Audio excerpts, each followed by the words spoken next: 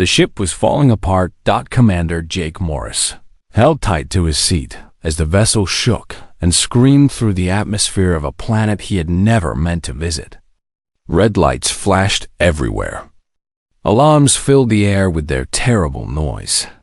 Through the cracked window of the cockpit, he could see fire eating the hull of his ship. "Come on," he said through his teeth. "Just a little more." The solar storm had come out of nowhere. One moment, Jake and his crew of 12 were on a peaceful diplomatic mission to the outer colonies. The next moment, a wave of energy from the nearby star had torn through their systems. Navigation went dead. Engines failed. Communications cut off completely. Now, 3 days later, Jake was the only one still alive. The others had not survived the journey through space without power. The cold had taken them one by one. Jake had wrapped himself in every piece of clothing he could find and had eaten the emergency food supplies.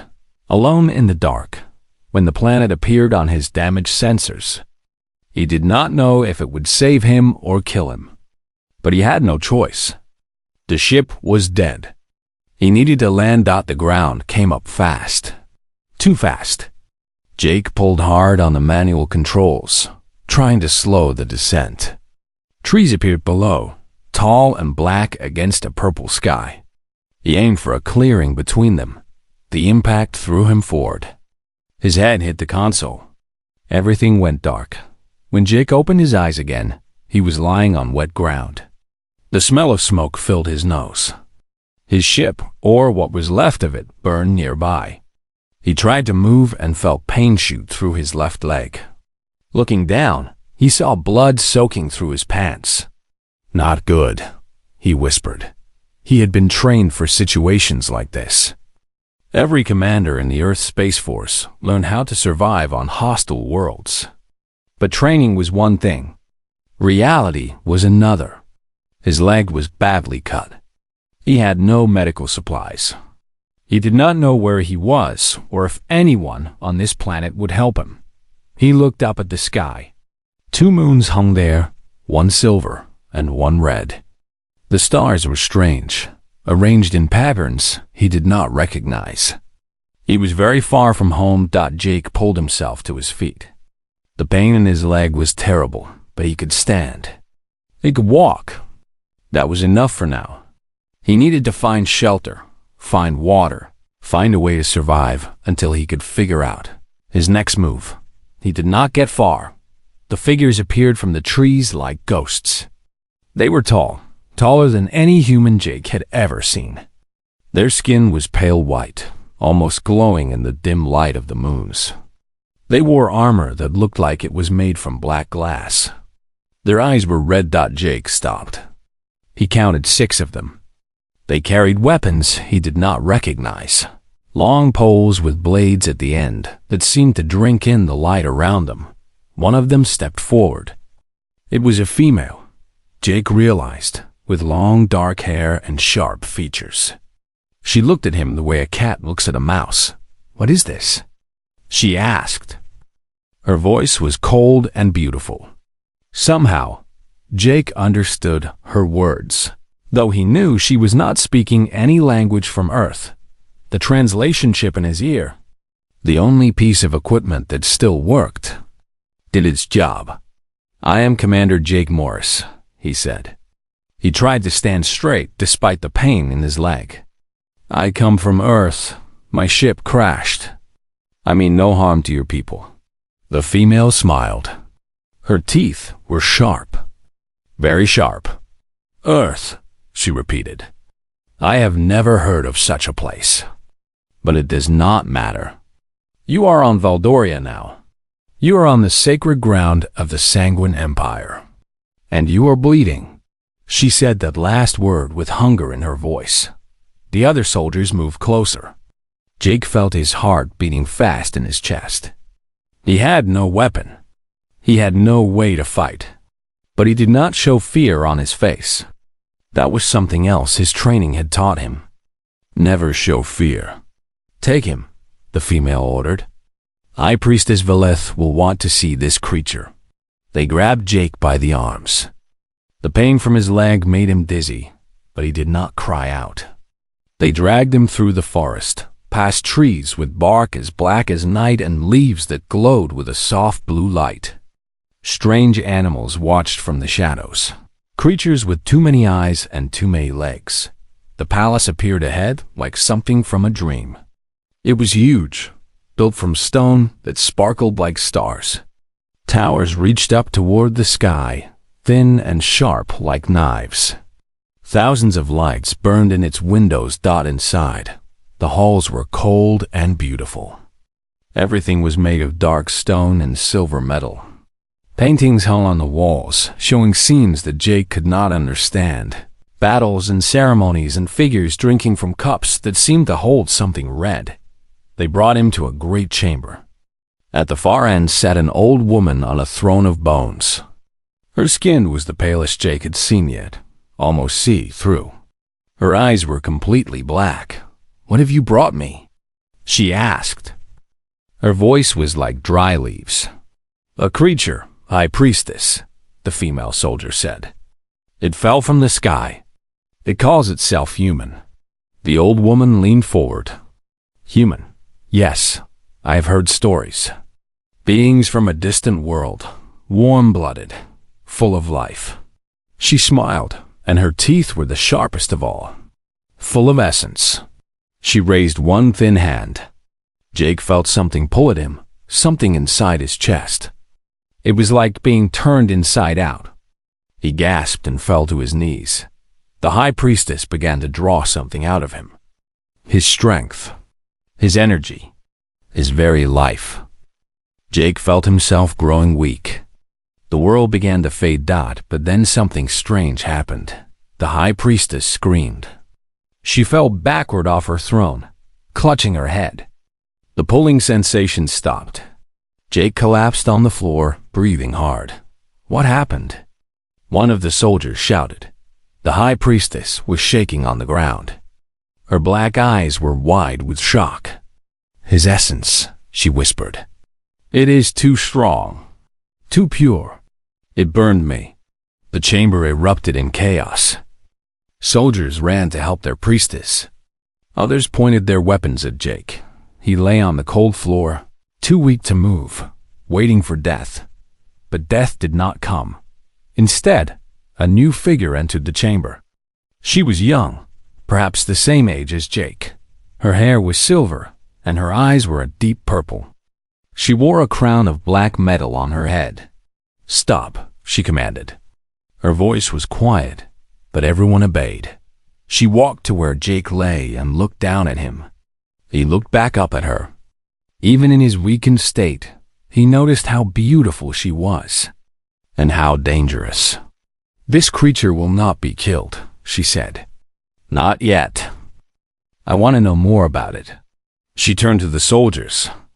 "Take him to the East Tower. Heal his wounds. Keep him alive." But Princess Zira, one of the soldiers, protested. "He nearly killed the High Priestess." The princess smiled. It was a cold smile, but there was curiosity in her purple eyes. "Yes," she said. "That is exactly why I want him alive." And so Jake Morris, commander from Earth, was carried away to begin his strange new life in the palace of the Vampire Empire. Jake woke up in a room made of silver and glass. For a moment, he did not remember where he was. Then the memories came back. The crash, the forest, the pale soldiers with red eyes, the old woman who had tried to drain his life, the princess who had saved him. He sat up slowly. His leg did not hurt anymore. Looking down, he saw that someone had wrapped it in clean bandages. The wound beneath felt healed, or at least much better than before. The room was beautiful in a cold way. The walls were smooth stone that sparkled with tiny lights. The bed beneath him was soft. A window showed the purple sky outside, and the two moons hanging there like watching eyes. But Jake also noticed the chains. Crystal chains wrapped around his wrists, connected to the wall behind the bed. He could move, but he could not leave. He was still a prisoner. Days passed. Servants brought him food, strange dishes made from things he did not recognize. Some tasted good. Some tasted terrible. He ate everything anyway. He needed his strength. The servants never spoke to him. They looked at him with fear in their red eyes, like he was a monster instead of a prisoner. Jake found this strange. He was the one in chains. What did they have to fear from him? On the fifth night, she came. Princess Zira entered the room without a sound. One moment the door was closed. The next moment she was standing there, watching him with those deep purple eyes. "You are healing fast," she said. "Faster than any creature I have ever seen." Jake met her gaze. "Humans are good at surviving. It is what we do." She walked closer. Her movements were smooth and graceful, like a dancer or a predator. Jake could not decide which. "I have been reading about your species," she said. "We have old records, stories from traders who passed through distant parts of the galaxy. Humans are considered weak by most races. Small, short-lived, no special powers.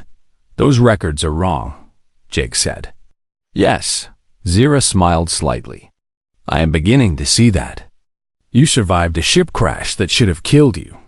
You resisted our high priestess when she tried to feed on your essence. You heal wounds in days that would take others weeks. Tell me, Commander Jake Morris, what makes your species so hard to kill?" Jake thought about the question. It was something humans had wondered about themselves for a long time. "We do not give up," he finally said. "When something tries to kill us, we fight. When we fall, we get back up. When the universe tells us we cannot survive, we survive anyway. That is what humans are. We are the species that refuses to die." Zira studied him for a long moment. Then she sat down in a chair across from his bed. "I believe you," she said. "And that is why I want to make you an offer." Jake raised an eyebrow. "I am in chains. What kind of offer can you make to a prisoner?" "The kind that benefits us both." Zira leaned forward. "The Sanguine Empire is dying, Commander. My father, the Emperor, grows weak. The noble houses fight among themselves like hungry animals. House Draven, our greatest enemy, plots to take the throne. They will kill my father. They will kill me. And they will start a war that destroys everything our people have built. And you want my help?" Jake said. "Yes, your species knows war. Your history is full of it. Battles, strategies, tricks that other races have never seen. I need that knowledge. I need someone who can help me save my empire." Jake was quiet for a moment. He thought about his situation. He was trapped on an alien world, far from Earth, surrounded by creatures who fed on the life force of others. He had no ship, no crew, no way to call for help, but he also had something these people needed. "I will help you," he said slowly, "but I want something in return. Name it." "Contact with Earth. Your empire must have long-range communication technology. I want to send a message to my people." "I want to send a message to my people. I want to negotiate a treaty between humanity and the Sanguine Empire. Peace, trade, protection for any humans who travel through your space." Zira nodded. "That can be arranged. If you help me secure my position, I will have the power to make such a treaty. Then we have a deal." She stood and walked to him. With a wave of her hand, the crystal chains fell away from his wrists. Jake rubbed the places where they had been. "You are no longer a prisoner," Zira said. "You are my advisor, my strategist. You will stay in this tower, and you will come when I call. In public, you will act as my servant. But in private, we are equals, partners. Do you understand?" "I understand." And so began the strangest partnership Jake had ever been part of. Over the following weeks, he learned everything he could about the Sanguine Empire. He learned about the noble houses and their endless games of power. He learned about House Draven, led by a cruel lord named Vex, who wanted the throne for himself. He learned about Lady Marth, the Emperor's advisor, who whispered poison into his ear. And he learned about Zira. She was not what he expected. The other Veldorians treated humans like food, like animals to be used and thrown away. But Zira treated him with respect. She listened to his ideas. She argued with him when she disagreed. She laughed at his jokes, even the bad ones. She visited him every night. They would talk for hours about strategy, about history, about their very different worlds.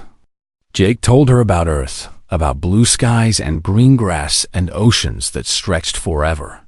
She told him about Valdoria, about the ancient war that had made her people what they were, about the hunger that lived inside every one of them. "We were not always like this," she admitted one night. "Long ago, we were like other species. Then a plague came. It changed our bodies, made us need the essence of others to survive. We became hunters, predators, monsters, some would say. Do you think you are monsters?" Jake asked. Zira was quiet for a long time. "I think we are survivors," she finally said. "Like your people. We do what we must to live." Jake understood that. More than she knew. As the weeks turned into months, something changed between them. The partnership became something more. Jake found himself looking forward to her visits, missing her when she was gone. When she entered the room, his heart beat faster. He tried to ignore these feelings. She was an alien princess. He was a human prisoner turned advisor. They came from different worlds, different species. It was impossible, but impossible was just a word. And humans, as Jake had told her, were very good at doing impossible things. One night, Zira came to his room with blood on her hands. Her face was pale, even for her. She was shaking. "What happened?" Jake asked, jumping to his feet. "House Draven," she whispered. "They tried to have my father poisoned. I discovered the plot. I stopped it. But they know now. They know I am dangerous to them." She looked at him with fear in her purple eyes. "The war is coming, Jake, sooner than I thought. And I do not know if I am ready." Jake took her hands in his. The blood on them was cold, but he did not care. "You are ready," he said. "You are smart. You are strong. You are a survivor. And you are not alone. I will stand with you, whatever comes." She looked up at him. Something passed between them in that moment, something neither of them had words for. "Thank you," she whispered. "I am glad you crashed on my planet, Jake Morris." He smiled. "So am I." They stood there in the silver room, holding hands, two people from different worlds preparing to face the storm together. Neither of them knew what was coming. Neither of them could have guessed how much everything was about to change. But they would face it together. That much was certain. The attack came on a night when both moons were dark. Jake was in his room, studying maps of the palace that Zira had given him. He was learning every hallway, every secret passage, every place where enemies could hide. It was the kind of work he had done many times before, back when he was fighting wars on Earth. Old habits never died. He heard the scream first. It was far away, somewhere deep in the palace, but he knew that voice. He would know it anywhere. Jake did not think. He ran. The door to his room was not locked anymore. Zira trusted him now. He raced through the silver hallways, following the sounds of fighting. He found her in the great hall. 5 assassins surrounded her. They wore black clothes and masks. Their weapons glowed with a dark purple light. Valdorian killers, the best in the Empire, sent by House Draven to end the princess before she could become a threat. Zira was fighting. She moved like water, fast and deadly, her own blade flashing in the dim light. But there were too many of them. She was bleeding from a cut on her arm. She was getting tired. Jake grabbed a weapon from a fallen guard. It was a strange blade, curved and heavy, but it would work. He charged into the fight. The assassins were not expecting him. The first one fell before he even knew Jake was there. The second turned and caught Jake's blade on his own, but Jake was stronger than he looked. He pushed the assassin back and cut him down. 3 left. They changed their focus. 2 went for Zira. 1 came for Jake. This one was bigger than the others, skilled with his blade. He pushed Jake back step by step. "Foolish human," the assassin hissed. "You cannot save her. She will die tonight, and you will die with her." Jake did not answer. He was too busy fighting. The assassin was good, maybe the best fighter Jake had ever faced. But Jake had something the assassin did not understand.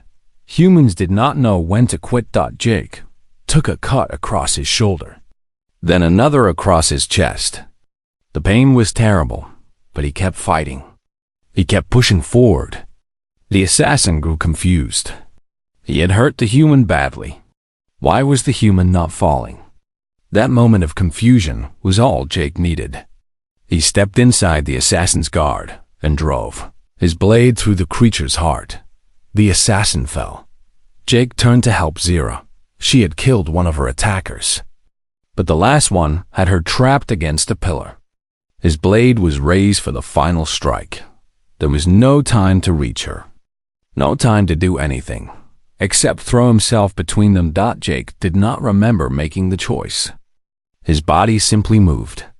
He crashed into Zira, knocking her aside, and the assassin's blade cut across his back instead of her throat. The pain was worse than anything Jake had ever felt. He fell to his knees. Blood poured from the wound. The world started to go dark. He heard Zira scream. He heard the sound of fighting. Then silence. Then he felt her hands on his face. "Jake! Jake, look at me!" He opened his eyes. Zira was kneeling over him, her face full of fear. The last assassin lay dead behind her. "You fool," she whispered. "You stupid, brave fool. Why did you do that? Could not let them hurt you," Jake managed to say. His voice was weak. "Partners, remember?" Tears ran down her pale cheeks. Tears of blood, red as rubies. That was how her people cried. Jake remembered. Blood tears. "You are dying," she said. "The wound is too deep. I cannot heal it in time." "Then I will die," Jake said. "Worth it. You are safe." Zira shook her head. "No, I will not let you die. Not for me." She leaned down. Before Jake could understand what was happening, her lips were on his wound. He felt her tongue against his torn skin. She was drinking his blood, and then something strange happened. Energy flowed into him, warm and bright and powerful. He felt his wound closing. He felt his strength returning. But more than that, he felt something else. A connection.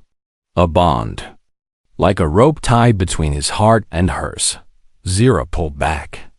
Her eyes were wide with shock. Blood covered her lips. "What did you do?" Jake asked. He sat up. The wound on his back was gone, healed completely. He felt stronger than he had in years. Zira stared at him. "I tried to save you. I gave you some of my essence, share my strength with you through your blood." Her voice was shaking. But something went wrong. Or maybe something went right. "I do not know. What do you mean?" "I feel you," she whispered. "Inside me. Connected to me. Your heart beats, and I feel it. Your thoughts touch mine." She pressed her hand to her chest. "Jake, I think we have formed a blood oath." Jake did not know what that meant, but he could see from her face that it was important. A blood oath? What is that? It is the most sacred bond in our culture. When 2 Valdorians share essence in a moment of life and death, they become bound forever. It is how my people marry. It is permanent, unbreakable. She looked at him with fear and wonder in her eyes. Jake Morris of Earth, according to the laws of the Sanguine Empire, you are now my husband. Jake stared at her. What? The next few days were chaos. Word spread through the palace like fire. The princes had formed a blood oath with the human. The strange creature from the distant world was now bound to the heir of the Sanguine Empire. The noble houses went mad with anger. Emperor Kale summoned them both to his throne room. He was an old man, older than any human could ever be, with white hair and eyes like frozen silver. He looked at Jake with disgust. You have shamed my daughter, he said. You have shamed my empire. A blood oath with a human, with livestock, with food. Father, Zira began. Silence. The emperor's voice shook the walls. The noble houses demand satisfaction. House Draven demands your death, human. Half the court agrees with them. What do you have to say for yourself? Jake stood tall. His back was healed, but he could still feel where the blade had cut him. He could also feel Zira beside him, feel her fear and her anger through the bond they now shared. I saved your daughter's life, Jake said. 5 assassins came to kill her. I killed 3 of them. I took a blade meant for her throat. I did not ask for this bond, but I do not regret it. You do not regret being bound to a princess of the Sanguine Empire? The emperor laughed coldly. You do not know what you have done, human. The blood oath is forever. You will never be free of her. You will feel her pain. You will share her life. When she dies, you will die. I understand, Jake said. Do you? Do you truly?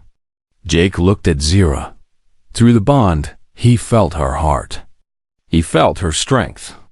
He felt the love she was trying so hard to hide. Yes, he said. I understand. And I would do it again. The emperor stared at him for a long moment.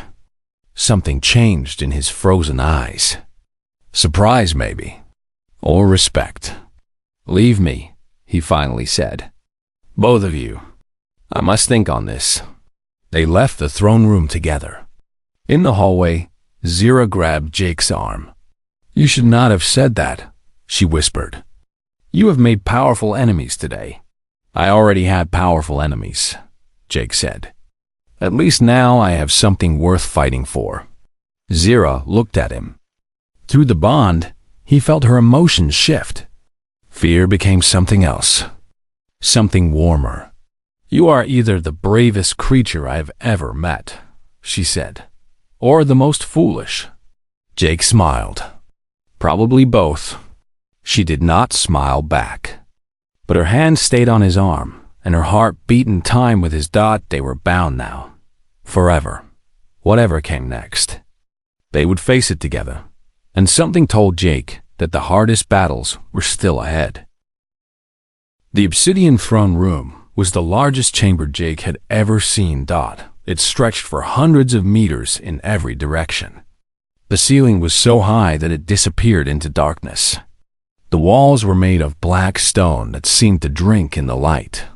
Thousands of torches burned in silver holders, but they barely pushed back the shadows, and it was full of people. Every noble house of the Sanguine Empire had sent representatives. Lords and ladies in armor made of dark glass. Warriors with weapons at their sides. Priests and priestesses in robes of crimson and black. They filled the galleries that rose along the walls. They crowded the floor of the great hall. Their red eyes all pointed in one direction. At Jake. He stood in the center of the room, wearing chains of crystal on his wrists once again. 2 guards held his arms. Princess Zira stood 10 steps away, separated from him by a line of soldiers. They would not let her stand with him. They would not let her touch him. Through the bond, Jake felt her fear. And her anger. Emperor Kale sat on the obsidian throne at the far end of the chamber. His face was a mask of stone. He had not spoken to his daughter since their meeting 3 days ago. Now he would pass judgment in front of the entire empire. "We are gathered here to address a matter of grave importance," the emperor announced. His voice carried through the hall, strong despite his age. "A blood oath has been formed between Princess Zira Valthara, heir to the Sanguine Throne, and a human creature called Jake Morris. This is without precedent in our history. This court will decide what must be done." The first to speak was Lord Vex of House Draven. He was a tall creature, thin and cruel, with eyes like drops of blood and a smile that held no warmth. He walked to the center of the room and pointed one long finger at Jake. "The answer is simple, my emperor. The creature must die. It has corrupted your daughter with its strange blood. It has formed a bond that should not exist. The blood oath is sacred, yes, but it was meant for our people, not for animals, not for food."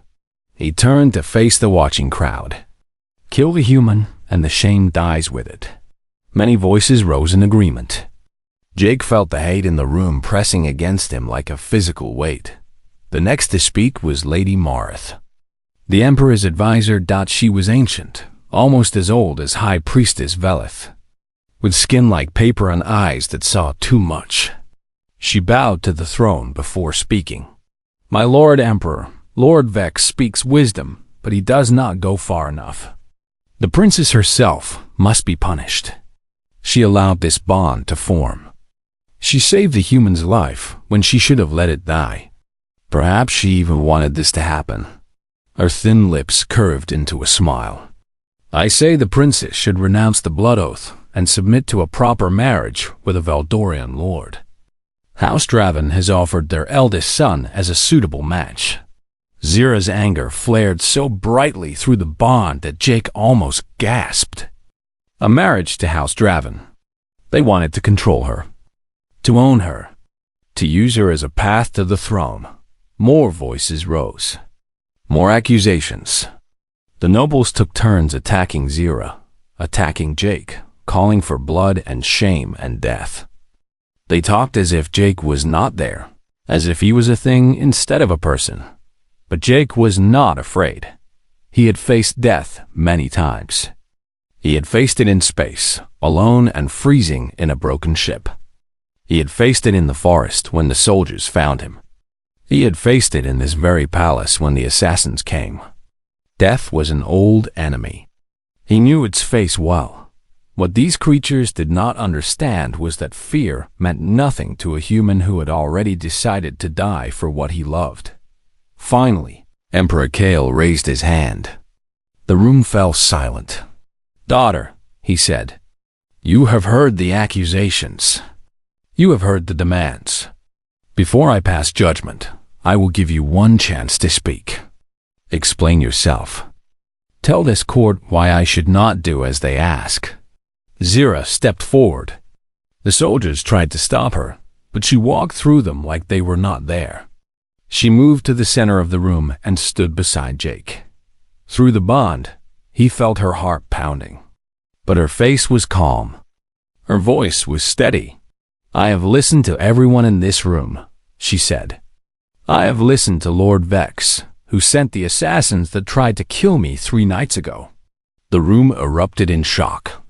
Lord Vex's face went pale with rage. "How dare you?" he shouted. "You have no proof." "I have the bodies of the killers," Zira replied coldly. "I have their weapons marked with the seal of House Draven. I have the testimony of my guards who survived the attack." She turned to face the watching nobles. Lord Vex does not care about sacred traditions. He does not care about the blood oath. He cares only about power. If I had died that night, he would be one step closer to the throne. Whispers filled the room. Lord Vex tried to speak, but no one was listening to him anymore. Zira continued. "I have also listened to Lady Morth, my father's trusted advisor, the woman who has whispered in his ear for 50 years. She paused. The woman who helped House Draven plan their assassination attempt. This time, the shock was even greater. Lady Marth's face twisted with hatred. "Lies," She screamed. "This is desperate lies from a foolish girl who has shamed herself with an animal." "I have her letters," Zira said simply. "Found in the quarters of the dead assassins. Written in her own hand. She has been working with House Draven for years, weakening my father, poisoning his mind against his own family." She looked at the Emperor. "Father, I am sorry. I know she was your friend, but she has betrayed you." Emperor Kale's face was terrible to see. Anger and grief and shock all fought for control. He looked at Lady Morith, and Jake saw the moment when the old man understood that his daughter was telling the truth. "Take her," he commanded. Guards seized Lady Morith. She screamed and fought, but they dragged her away. Lord Vex tried to run. He did not get far. More guards caught him at the doors. The room was chaos. But through it all, Zira stood calm and still. "Father," she said, "you asked me to explain myself. Here is my explanation." She pointed at Jake. "This human saved my life. When 5 killers came for me, he fought them. When a blade was about to take my head, he threw himself in front of it. He took a wound that should have killed him. He did this not because he was ordered to, not because he would gain anything from it. He did it because he chose to." She took a deep breath. "The blood oath formed when I tried to save him in return. I gave him my essence, shared my strength. The bond was not planned, but I do not regret it." "Daughter," the Emperor said slowly, "you know what the blood oath means. You know it cannot be broken. I know. And you still stand by this creature? This human?" Zira reached down and took Jake's chained hands in her own. She looked at the Emperor. She looked at the watching nobles. She looked at everyone in that great dark room. And then she spoke the words that would change everything. "He's my husband," she announced. Her voice rang through the chamber, clear and strong. "He bled for me. He saved my life when every one of you would have let me die to preserve your political games. The blood oath is sacred. I will not renounce it. I will not renounce him. And if any of you wish to challenge this bond, you may challenge me." Silence fell. No one spoke. No one moved. The princess stood there, holding the hands of a human, daring the entire empire to stand against her, and not one person stepped forward. Emperor Kale looked at his daughter for a long moment. Then, slowly, he began to laugh. "You are truly my child," he said. "Brave and foolish and stronger than anyone expected." He stood from his throne. "The blood oath stands. Jake Morris of Earth is the husband of Princess Zira Velthara. Any who challenge this bond will face the full power of the throne." Jake felt Zira's relief flood through the bond. His own heart was beating so hard he thought it might break free. They had won. Against all odds, they had won. But as he looked around the room, at the angry faces and the bitter eyes, he knew the fight was far from over. This was just the beginning. The weeks after the declaration were the hardest of Jake's life. House Draven did not accept defeat. With Lord Vex imprisoned and Lady Morith awaiting execution, the remaining leaders of the house grew desperate. They knew their chance at the throne was slipping away. They knew that once Zira became empress, she would destroy them completely. So they decided to destroy her first. The coup came on a cold night when the silver moon was full. Jake woke to the sound of explosions. The palace shook around him. Through the bond, he felt Zira's fear and anger burning like fire. He grabbed his weapon and ran. The halls were filled with chaos. House Draven soldiers fought against the Imperial Guard. Bodies lay everywhere. The air smelled like blood and smoke. Jake found Zira in the throne room. She stood beside her father, blade in hand, fighting off attackers. The Emperor was injured, bleeding from a wound in his side. But he would not fall. He would not let them take his throne. "Jake!" Zira shouted when she saw him. "The East Wing. They are trying to reach the communication tower." Jake understood immediately. House Draven wanted to call for help from their allies in other star systems. If they got that message out, the civil war would spread across the galaxy. He ran. The East Wing was a battlefield. Jake moved through it like a ghost, using every trick he had learned in his years of military service. He hid in shadows. He struck without warning. He took down enemy after enemy, always moving forward.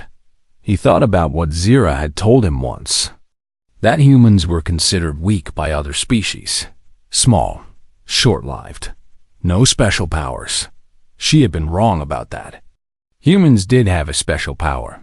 They could adapt. Jake had spent months learning about Voldorian culture, Voldorian tactics, Voldorian weaknesses. He knew how they fought. He knew how they thought. And he used that knowledge against them.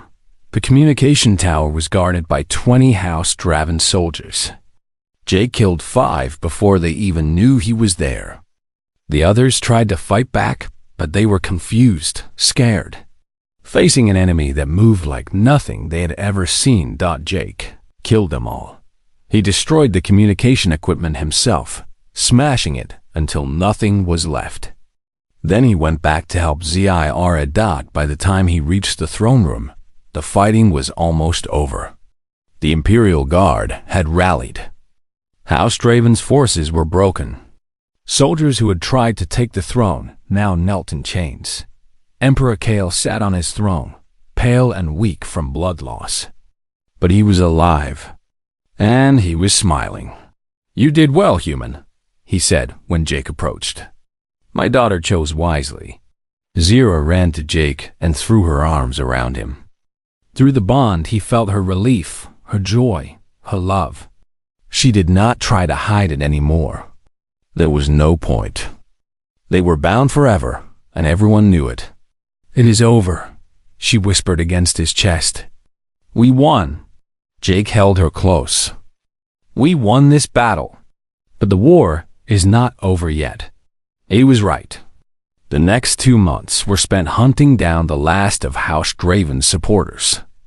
Some fled to distant planets. Some tried to hide in the shadows of the Empire. Some tried to hide. None of them escaped. Zira was ruthless in her pursuit of justice. She had nearly lost her father, nearly lost her empire, nearly lost her life. She would make sure it never happened again. Jake helped her. He sat in war councils and offered strategies. He interrogated prisoners and found hidden enemies. He became something he had never expected to be, a leader of the Sanguine Empire. The nobles, who had once looked at him with disgust, now looked at him with respect, or at least with fear. He had proven himself in battle. He had saved the princess and the emperor. He had helped crush a rebellion that should have destroyed them all. He was no longer just a human. He was something more. And then, 3 months after the coup, the ship appeared in the sky. Jake saw it first on the palace sensors. A vessel from Earth, a rescue ship, finally arriving to find out what had happened to the lost commander and his crew. His heart nearly stopped. He had dreamed of this moment for so long. Rescue, return, going home. But now, standing in the palace of the Sanguine Empire with a bond to an alien princess tied around his soul, he realized he was not the same man who had crashed here all those months ago. The rescue ship landed in the great plaza outside the palace gates. Jake walked out to meet it, Zira at his side. Emperor Kale watched from his balcony above. The ship's door opened. A woman in Earth military uniform stepped out. Her name tag read Captain Lisa Chung. Her eyes went wide when she saw Jake. "Commander Morris?" she asked in disbelief. "You are alive? We searched for months. We thought you were dead." "I am very much alive," Jake said. He gestured to Zira beside him. "Captain Chun, allow me to introduce Princess Zira Volthara, heir to the Sanguine Empire. And my wife." Captain Chun stared. Then she stared some more. Then she looked back at her ship, like she was considering leaving immediately. Your wife? She finally managed to say, it is a long story. The negotiations took weeks. Earth sent diplomats. The Sanguine Empire sent advisors. They argued about trade rights and travel permissions and 100 other things that made Jake's head hurt. But in the end, they reached an agreement. The Terran-Valdorian alliance was born. Earth would gain access to technology that put them centuries ahead of where they had been. The Sanguine Empire would gain an alliance with a species that had proven itself to be strong, adaptable, and impossible to kill. And Jake Morris, the commander who had crashed on an alien world and married a vampire princess, became the bridge between two civilizations. On the day the treaty was signed, Emperor Kale held a ceremony. The entire empire watched as he placed a crown of black metal on Jake's head. You came to us as a prisoner, the emperor said. You became an advisor, then a hero, then my daughter's husband. Now, I name you Prince Consort of the Sanguine Empire. May you serve with honor. Jake knelt before the throne, the crown heavy on his head. He felt Zira's joy singing through the bond. He felt the eyes of millions watching him. He thought about his crew, the ones who had died in the cold darkness of space. He thought about Earth, the blue world he might never see again. He thought about all the impossible things that had happened since his ship fell from the sky. He stood up. He took Zira's hand. Together, they faced the Empire. Together, they faced the future. Later that night, alone in their chambers, Zira asked him a question. Do you regret it? Coming here? Everything that happened? Jake thought about it. He thought about the pain, the fear, the battles. He thought about the chains and the blood, and the moments when he was sure he was going to die. Then he looked at her silver hair and purple eyes, at the woman who had saved his life and bound her soul to his, at the future empress who stood before her entire empire and declared him her husband. No, he said, I do not regret a single moment. She smiled. It was the first real smile he had ever seen from her, warm and bright and full of hope. Good, she said, because our story is just beginning. Outside the window, the two moons rose into the purple sky. Somewhere out there, among the stars, a new alliance was taking its first steps into the galaxy. Humans and Valdorians working together, building something that had never existed before. It would not be easy. There would be challenges, enemies, battles still to come. But Jake was not worried. He was human. He was a survivor. He did not know how to give up. And now he had something worth fighting for. He had a home. He had a purpose. He had a partner who would stand beside him forever. He had Zira. And that, Jake decided, was enough. More than enough. It was everything.